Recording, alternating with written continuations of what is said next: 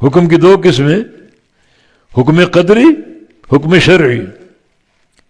حکم قدری سے مراد تقدیر کے فیصلے، اللہ ہی کرے گا، اللہ نے تقدیر لکھ رکھی،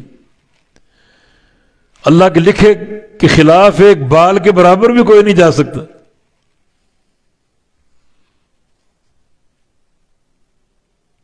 تقدیر لکھی ہوئی ہے، تو وہی مالک ہے زمینوں اور آسمانوں کا۔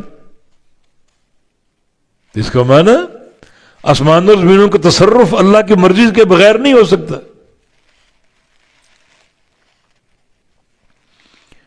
تو اس کا مالک ہونا دو اعتباروں سے، ایک وہ مالک ہے ہر امر کا بحیثیت تقدیر کے، دوسرا وہ مالک ہے ہر امر کا بحیثیت شریعت کے۔ تقدیر اس نے نہیں لکھی ہے، اسی کے مطابق ہو رہا ہے، کوئی تقدیر کے کسی فیصلے کا ایک ذرہ برابر خلاف نہیں کر سکتا۔ اور دوسری جو قسم ہے حکم کی اور امر کی، وہ امر شرعی، اس کا مالک بھی اللہ ہے، مگر اللہ تعالیٰ نے لوگوں کے امتحان کے لیے شریعت کا اختیار، شریعت کو چننا لوگوں کو دے دیا، اپنی مرضی سے چنو۔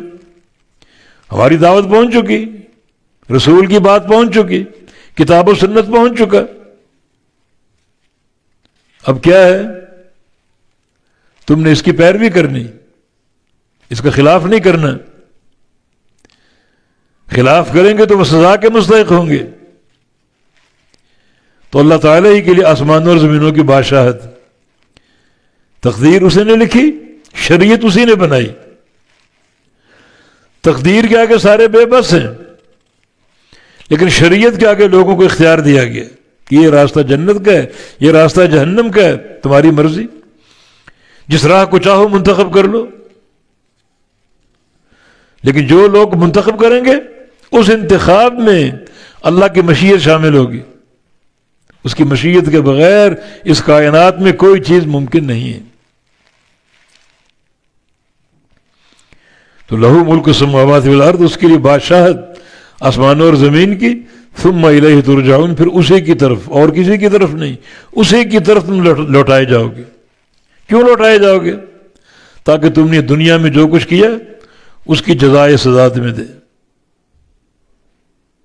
اب فیصلے اللہ تعالیٰ دے گا۔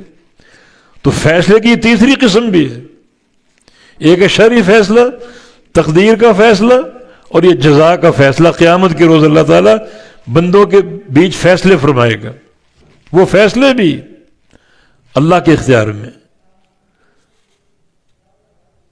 مطلقاً وہ ہر شے کا مالک ہے، کسی قید کے بغیر۔